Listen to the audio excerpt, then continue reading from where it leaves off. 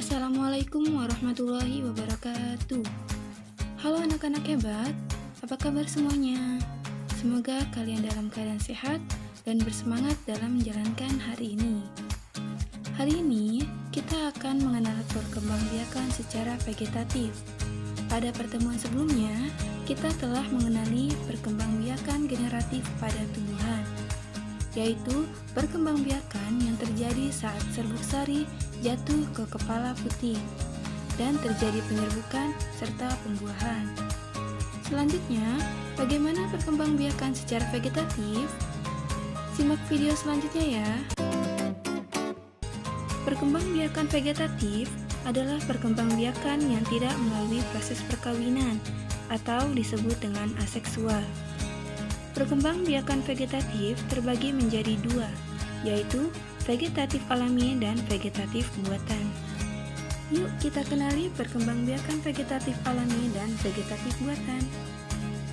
Proses perkembangbiakan vegetatif alami terjadi secara vegetatif tanpa bantuan manusia, sedangkan vegetatif buatan adalah perkembangbiakan vegetatif yang melibatkan campur tangan manusia.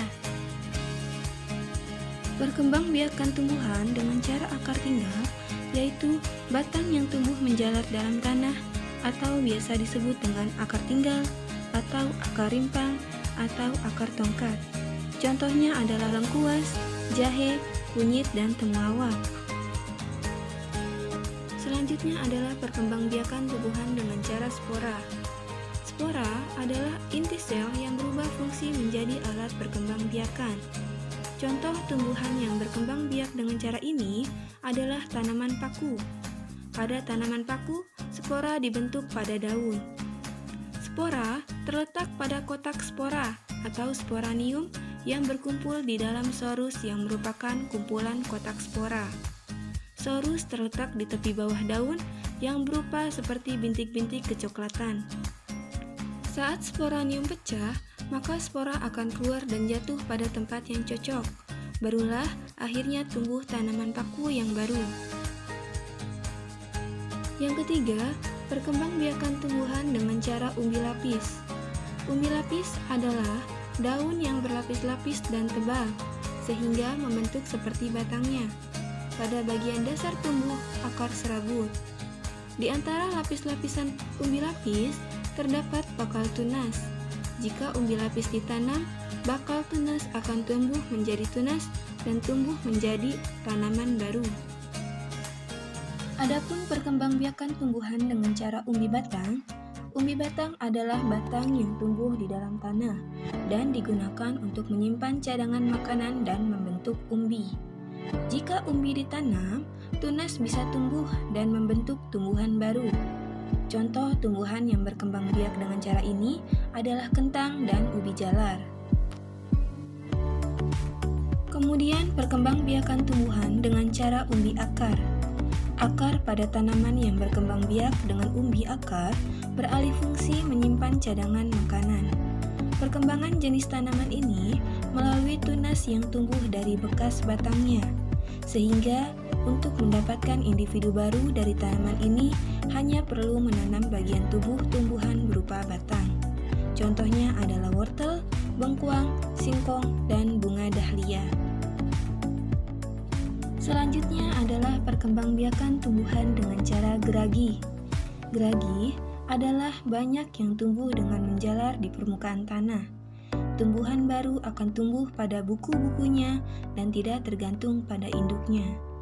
Contohnya adalah pohon stroberi, pegagan, dan rumput teki. Yang ketujuh adalah perkembangbiakan tumbuhan dengan cara tunas.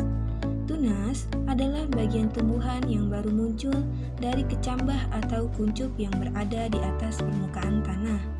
Tunas bisa terdiri dari batang, daun muda, calon bunga, atau calon buah. Contohnya adalah pohon tebu, pisang, dan bambu. Sedangkan perkembangbiakan tumbuhan dengan cara tunas adventif adalah tunas liar yang tumbuh di luar bagian batang. Biasanya, ia tumbuh di tepi daun.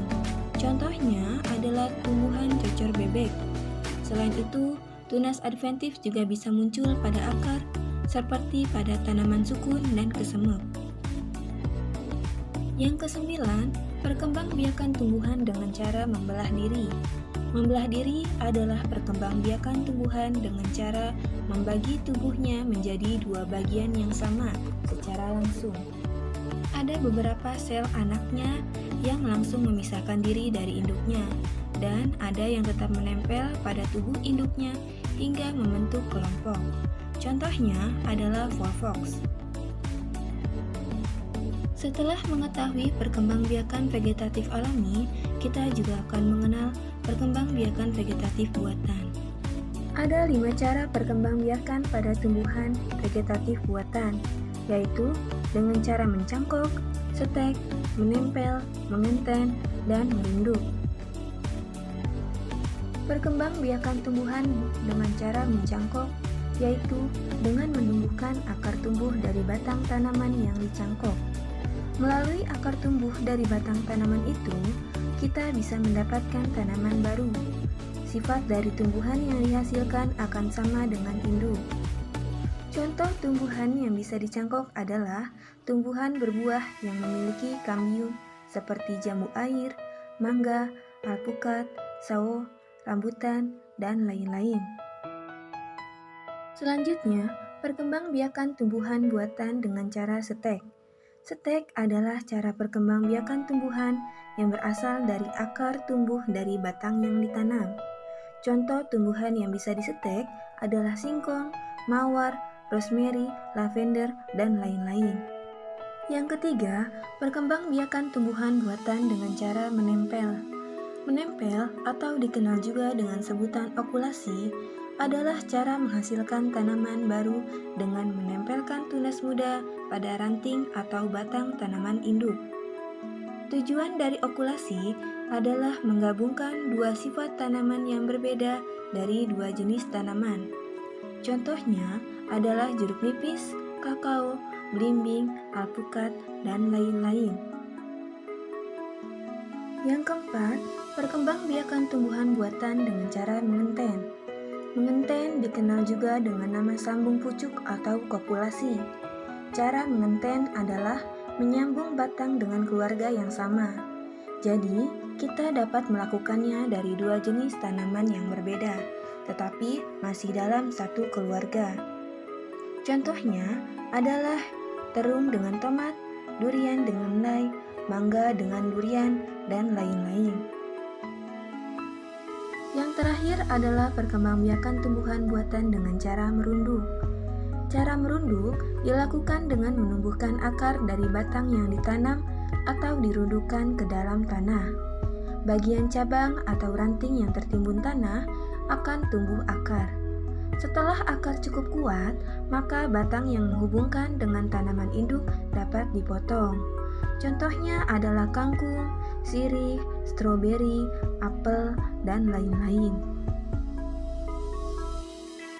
Oke, sampai di sini dulu ya pengenalan kita pada perkembangbiakan vegetatif alami dan buatan.